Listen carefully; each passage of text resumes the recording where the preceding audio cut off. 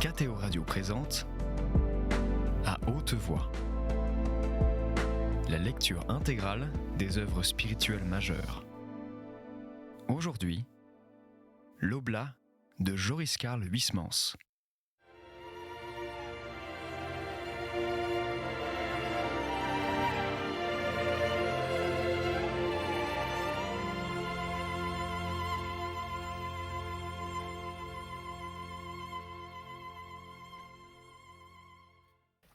Chapitre 6. Punition méritée de la gourmandise, dit Madame Bavoil en riant.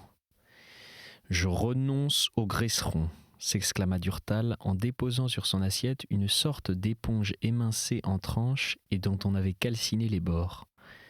C'est ma faute, avoua mademoiselle de Garembois, très déconfite. J'ai mal grillé les tartines, mais aussi il aurait fallu un autre pain que cette chiffe préparée par le boulanger du village. Madame Bavoil enleva les décevants graisserons et apporta un gigot que Durtal se mit en devoir de découper. Votre petit vin lutine aimablement le goût, fit monsieur Lampre. On sent que le terroir qui le produit se rapproche de Beaune, n'est-ce pas ? Je n'ai point eu le temps d'aller à la grand-messe, reprit Madame Bavoil, qui servit les pommes de terre à l'anglaise pour assister le gigot. Il n'est rien survenu de neuf. Non, si pourtant, mais l'événement est maigre. Le père Titourne est arrivé pendant l'introïte et il a été forcé d'aller s'agenouiller devant l'autel jusqu'à ce que le père abbé lui ait permis, en frappant avec son marteau sur le pupitre, de se relever et de lui expliquer les causes de son retard. Et il est probable que ces excuses n'ont pas été reconnues valables, car au lieu de gagner sa stalle, il a occupé la dernière place, celle des retardataires au cœur. « Oh !» fit Durtal. Le père Titourne, qui est un peu toqué et coutumier du fait. Je confesse ma gaieté lorsque je vois ce grand diable qui a une calotte noire et une figure blême de Pierrot se précipiter bride abattue dans l'église. Il a une façon alors de secouer les manches de sa coule qui vole et l'entoure comme d'un tourbillon, l'on dirait d'un deux bureaux s'agitant dans un bain d'encre. Ce qui doit en subir des couples, celui-là ? Comment cela ? Demanda Madame Bavoil. Mais oui, 2 fois par semaine, le lundi et le vendredi, chacun s'accuse devant le chapitre réuni des fautes commises contre la règle. Ces fautes sont, cela va de soi, légères. On se reproche de ne pas s'être courbé assez promptement au gloria des psaumes, d'avoir déchiré son vêtement ou renversé son encrier. Vous voyez cela d'ici. Le révérendissime inflige aux délinquants une punition qui consiste généralement en une prière et en l'obligation de faire satisfaction au réfectoire, c'est-à-dire de venir s'agenouiller devant sa table où il l'immobilise plus ou moins longtemps, suivant la gravité du délit. Mais ici, le bon père abbé ne laisse pas ses enfants moisir sur le sol, car ils ont à peine fléchi le genou qu'il les autorise d'un signe à retourner s'asseoir. Et tous les moines sont soumis à ces punitions qui sont humiliantes lorsqu'on les subit devant des hôtes. Tous, professes, novices, postulants, convers, le prieur n'en est pas non plus dispensé. Et l'abbé même, après que les religieux ont terminé leur coulpe au chapitre, s'excuse devant eux de ces manquements à la règle et en fournit les raisons. Une tranche de gigot, monsieur Lampre ? Non, une pomme de terre alors ? Non, fit mademoiselle de Garembois répondant aux appels d'yeux de Durtal. Je me réserve pour le pâté que j'aperçois. Donnez-moi en attendant la salade qui l'accompagne afin que je la retourne. Et lorsqu'ils furent arrivés au dessert, tandis qu'elle grignotait des gâteaux et des pains d'épices, mademoiselle de Garembois reprit. Ne nous pressons pas, car il nous faut attendre le père Felletin pour le café, et il n'est jamais en avance. Puisque nous avons du temps devant nous, monsieur mon frère, ce serait peut-être le cas de tenir la promesse que vous avez toujours éludée jusqu'alors, de nous exhiber les documents que vous possédez sur l'oblature. Apprenez-nous au moins ce qu'elle fut, puisque nous ne savons ce qu'elle est. Mais c'est une conférence que vous me demandez là.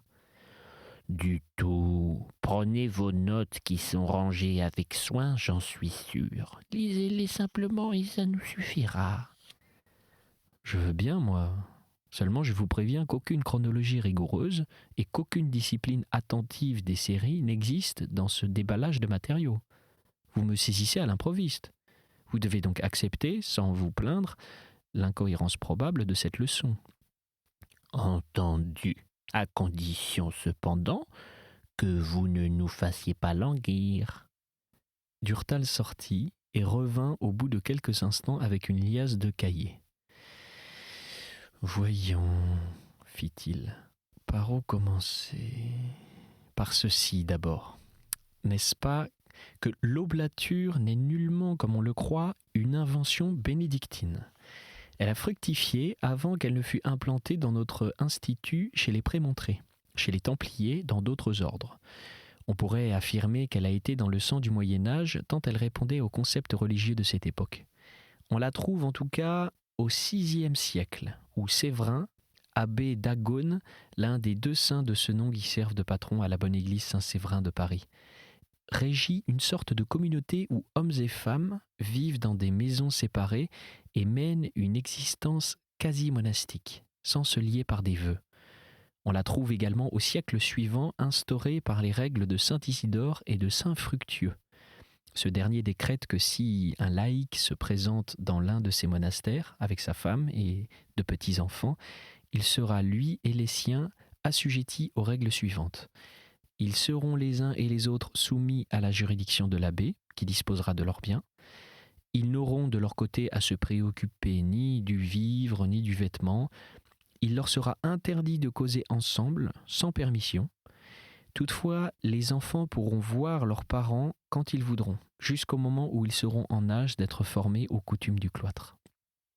Ajoutons toujours, en guise de préface, que les oblats sont désignés dans les chroniques et les nécrologes monastiques sous les noms d'oblati, d'offerti, de dati, de donati, de familiares, de comissi, de paiotti, de fratres conscripti, de monachi laici, et que les documents que j'ai recueillis sur leur compte sont extraits des Annales bénédictines de Mabillon, des Annales de Camaldule, de Mitarelli, du glossaire de la base et de la médiocre latinité de Ducange, surtout d'un travail d'ensemble de Don Ursmer Berlière paru en 1886 et 1887. Dans Le Messager des fidèles, la petite revue bénédictine de Maretsu. Malheureusement, dans cette étude dense et fouillée, la confusion est visible entre les oblats, les convers et les reclus, et il est en effet difficile de les différencier. Leur vie étant souvent identique et les textes usant parfois de termes qui s'appliquent indifféremment aux uns et aux autres, et de même pour les oblates désignés souvent sous les vocables d'oblatae, de conversae, d'inclusae. Pour si tôt, j'ai découvert quelques indications spéciales dans Manrique et le Nain, dans les annales d'Aiguebeille, dans l'intérieur des abbayes cisterciennes au XIIIe siècle, de Darbois, de Jubinville. J'ai déniché aussi des notes dans d'autres bouquins. C'est une salade moins bien retournée que celle que notre sœur Oblate vous a préparée tout à l'heure. Ces précautions oratoires. C'est le mot, interrompit mademoiselle de Garembois en riant. Ces précautions oratoires prises, je vous déclarais qu'il y a eu 2 sortes d'oblats. Ceux qui habitaient dans le cloître et ceux qui habitaient dans ses alentours. La législation cistercienne est à peu près muette sur les seconds. Elle ne s'occupe guère que des premiers, et encore est-ce à la cantonade. Elle appelait de préférence les oblats intérieurs des familiers pour les distinguer de ceux qui restaient dans le monde et n'étaient pas astreints au célibat. Ils recevaient, avec la tonsure, un costume à peu près semblable à celui des moines, prêtaient vœu d'obéissance et ne pouvaient changer de maison sans l'autorisation du père abbé. Mais ce genre de vie bâtarde devint une cause de dissipation pour les cloîtres et le chapitre général de 1233 les astreignit aux 3 vœux de religion comme les pères, et celui de 1293 les supprima. Ils ont été rétablis depuis, mais je me perds dans mes notes, poursuivit Durtal qui remuait ses paperasses. Je passe, nous les rechercherons plus tard s'il le faut.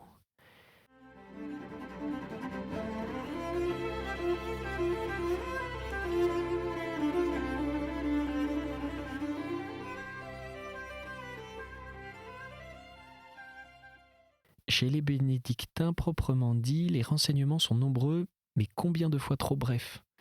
Nous savons qu'à la fin du 8e siècle, Saint Ludger endossa l'habit et la coule au Mont Cassin, et qu'il y demeura 2 ans et demi, sans s'y attacher par aucune profession monastique.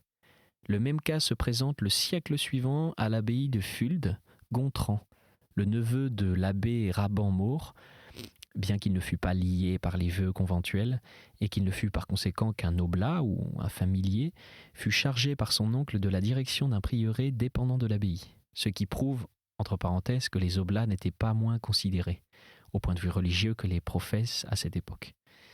Enfin, tout en mentionnant les abus qui résultaient de l'oblature de gens qui se réfugiaient dans les monastères pour échapper aux servitudes des années, un capitulaire de Charlemagne autorisa les laïcs à résider en faisant donation de leurs biens dans le cloître de Saint-Vincent du Volturne. Au IXe siècle, au synode d'Aix-la-Chapelle, Saint Benoît d'Agnan tenta d'interdire l'entrée des oblats dans les ascétères, mais son avis ne prévalut pas, car nous voyons en ce même temps des laïcs et des clercs séjourner après avoir revêtu le froc dans les agrégations de Montcassin, de Fuldes, de Saint-Gall, et dans cette dernière, l'oblature prospérait régulière et nombreuse 100 ans après. Mais ce fut surtout à partir du XIe siècle qu'elle prit une incroyable extension. Quelle était l'existence de l'oblat dans les cloîtres ? Nous n'ignorons pas qu'il naquit avant le convers, mais sur la façon même dont il vécut au milieu des pairs, nous en sommes réduits à des bribes de documents.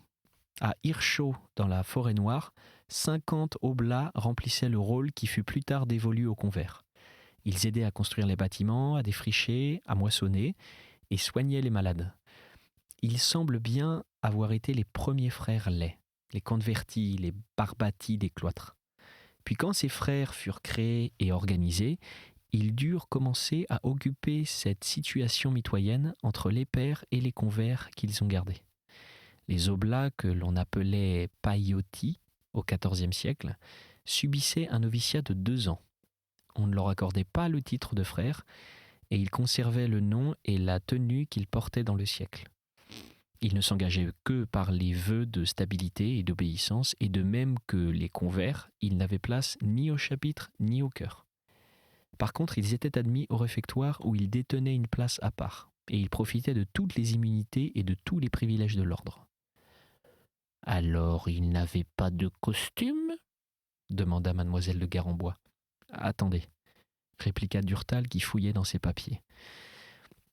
D'après cette note sur les paillotis que j'ai tirée de l'histoire de l'abbaye de Saint-Denis de madame Félicie d'Eyzac, ils n'avaient pas en effet de costume. Mais voici d'autres documents qui avèrent qu'il n'en a pas toujours été ainsi.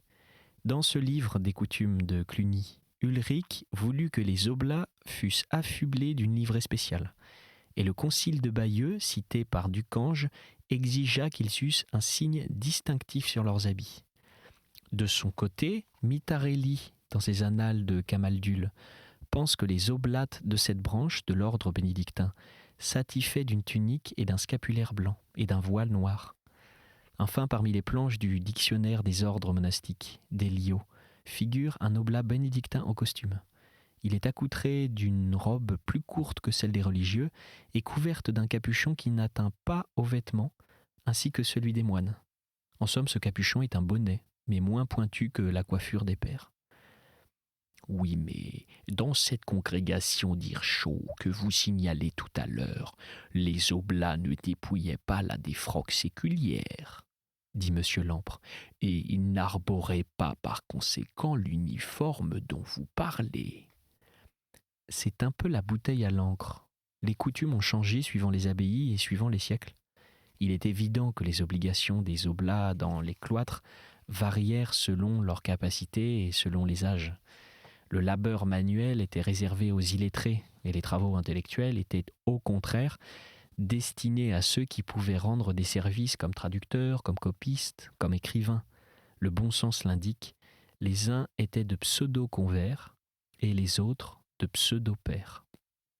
Plus tard, au XVIe siècle, les déclarations de Saint-Maur nous apprennent encore que chaque abbaye de fondation royale possédait un moine appelé oblat ou laie, dont la nomination appartenait au roi. Et il y envoyait généralement un vieux soldat infirme ou blessé. Ses fonctions consistaient à sonner les cloches, à balayer l'église, à en ouvrir et à en fermer les portes. C'était un simple domestique. L'abbaye lui assurait le vivre, le coucher et les nippes, ou bien il recevait à son choix une pension montant de 60 à 100 livres. Ce genre d'oblat disparut en 1670, époque de la fondation de l'Hôtel des Invalides. « Vous avez été les ancêtres des Invalides », s'exclama M. Lampre. « Et des petits séminaristes aussi, la vieillesse et l'enfance, les deux extrêmes. Car le chapitre 59 de la Règle traite des enfants offerts par leurs parents au cloître. Et en effet, pendant des siècles, les bénédictins ont élevé des petits oblats dans leur maison. C'était une pépinière de futurs moines.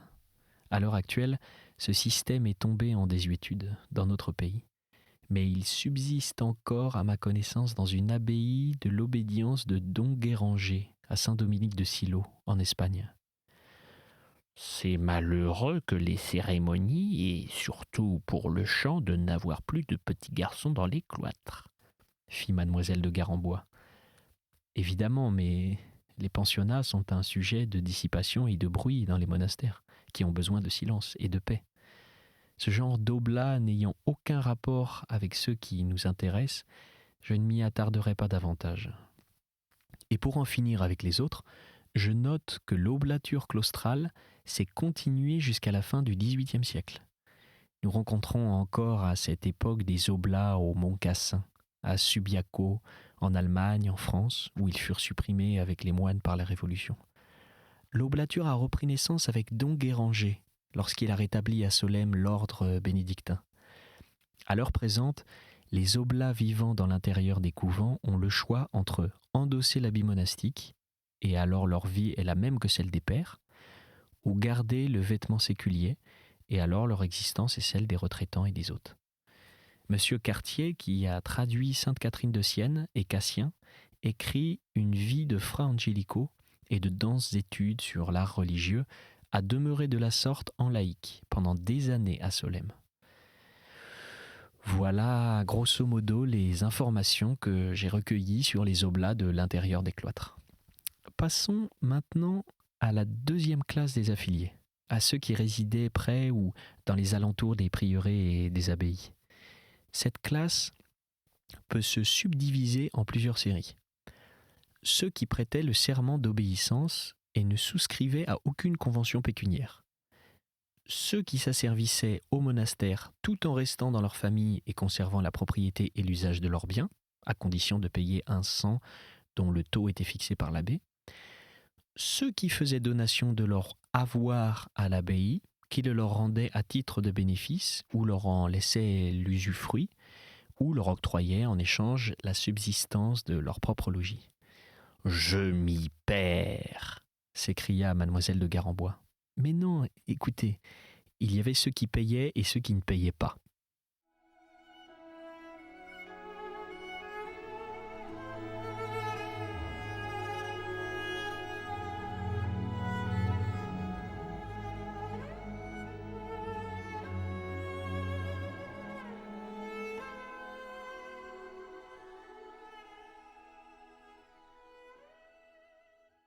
Pour ceux qui conservaient leur argent, ça va tout seul. Pour les autres, ce sont seulement les conditions qui varient. Les uns soldaient un impôt, les autres ne concédaient que la propriété de leur pécune, tout en gardant la jouissance, leur vie durant. Les autres ne donnaient d'une main que pour reprendre de l'autre. Les derniers, enfin, pratiquaient un échange et ici, j'appelle votre attention sur ces contrats de réciprocité qui sont absolument les mêmes que ceux usités par les reclus.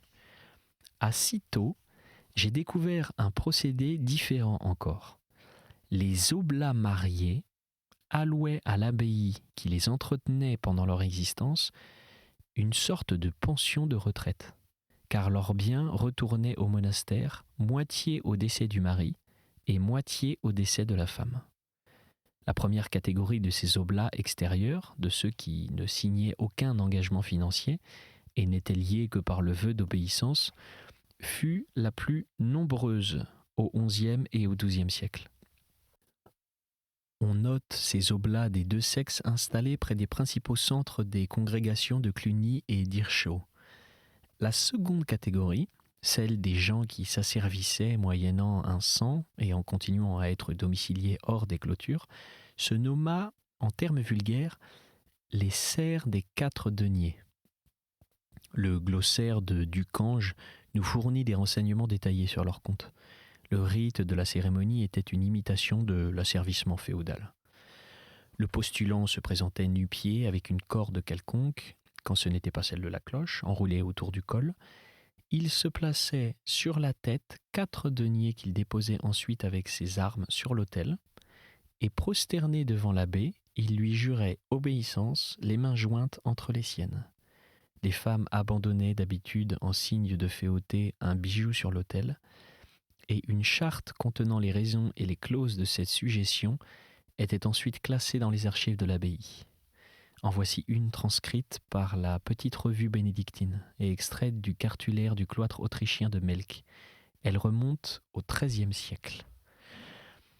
Qu'il soit porté à la connaissance de tous les fidèles que les parents d'Adélaïde, entièrement libres et nobles, et n'ayant jamais été attachés à aucun homme par les liens du service, se sont offerts à Dieu, à la Sainte Croix et à Saint Pancrace, dont les reliques reposent dans ce monastère consacré en l'honneur des saints apôtres Pierre et Paul et de Saint Colomban, martyr sous l'abbé Conrad, et son successeur, Don Réginald, à raison de payer un cent annuel de 5 deniers dans ce monastère, à condition également de trouver auprès des saints sus mentionnés une maison de refuge si jamais l'on tentait de les réduire en servage.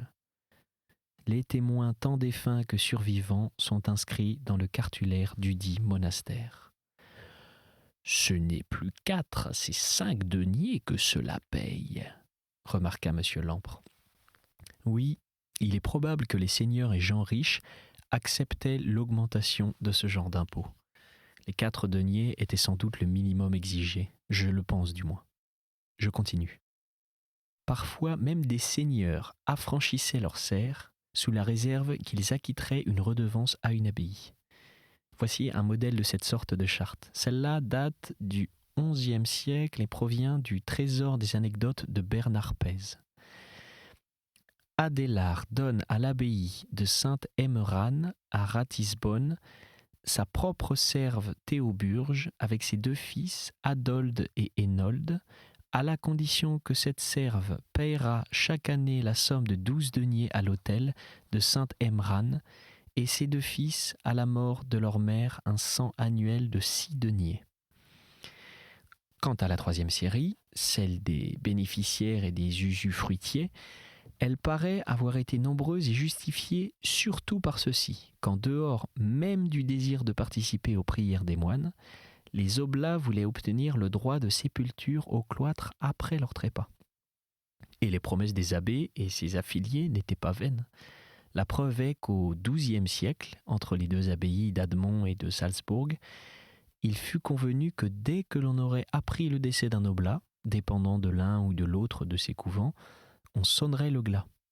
Et l'on réciterait pour l'aide du défunt les 6 psaumes Verba mea, Domine ne in furore, dilexi credidi de profundis, Domine exaudi, puis l'oraison dominicale, le verset A porta inferi et l'oraison Absolve Domine. Et cela pendant 7 jours consécutifs, sans préjudice d'une messe conventuelle et de 6 cierges brûlés pour le repos de son âme. Eh bien, s'exclama M. Lampre. Vous pouvez, sauf votre respect, vous taper si vous vous imaginez que la congrégation de Solesmes reprendra en votre honneur ses us charitables d'antan. Durtal rit. Nous n'en réclamons pas tant, n'est-ce pas, ma sœur l'Oblate ? Pourquoi pas ? Cette coutume me semblerait à moi très naturelle, mais avec tout cela, nous ne voyons pas bien quelles étaient, en dehors des taxes d'argent, les obligations de l'oblat. Elles ont varié suivant les monastères. Cependant, une condition sine qua non figure sur toutes les cédules d'oblature, celle de l'obéissance. Et vous ne la formulez même point maintenant, s'écria M. Lampre. Cette clause, la seule exigée, la seule dont on soit sûr, n'est même pas mentionnée sur vos rituels d'oblature. Non, je vous l'ai dit lorsque vous m'avez demandé pourquoi. Moi, je suis un des plus anciens commensaux du Val des Saints. Je n'étais pas votre confrère en Saint-Benoît. L'oblature, telle que les moines contemporains la conçoivent, est une véritable blague. « Oh !» protesta mademoiselle de Garembois. « Parfaitement. Et retenez bien ceci tous les deux, il n'y a rien à tenter avec les bénédictins de France. Pour développer le rameau d'un ordre, il faut d'abord l'aimer, et ensuite avoir l'esprit de prosélytisme. Les franciscains ont cela en leur tertiaire, sont pour eux de réels frères. La glorieuse paternité bénédictine n'acceptera jamais que l'on se rapproche trop d'elle. Vous ne voulez pas me croire ? Vous verrez. Je poursuis, reprit Durtal, qui ne jugea pas nécessaire de répondre. Quelquefois, le vœu de chasteté était joint à celui de l'obéissance, et remarquez que ces vœux étaient, ainsi que ceux des prophètes, perpétuels. Ceux qui s'en déliaient étaient envisagés tels que des renégats et pouvaient être contraints par les lois ecclésiastiques de rentrer sous l'obédience de leurs supérieurs. Ce cas s'est produit à l'abbaye de Saint-Sauveur, à Chafouz. Dudon, un oblat, celui-là vivait dans l'intérieur de la maison, rejeta un beau jour l'oblature, reprit ses biens et quitta le cloître. L'abbé en appela au pape Urbain II, qui menaça Dudon de le retrancher de la communion des fidèles, s'il ne rétractait pas son apostasie et son sacrilège. Un synode fut réuni sur les ordres de sa sainteté, à Constance, pour juger le coupable, qui fut condamné à réintégrer l'abbaye, à restituer sans esprit de retour ses biens, et il dut en su accomplir la punition que lui infligea pour son crime le père abbé. On n'y allait pas de main morte en ce temps-là. C'était À Haute Voix, une émission de KTO Radio. Aujourd'hui, l'Oblat de Joris-Karl Huysmans. Lecture, Pierre Deveau. Captation et réalisation, Aymeric Plouinec et Thibaut Dagalier. Une émission disponible en podcast sur ktoradio.com et sur l'application KTO Radio.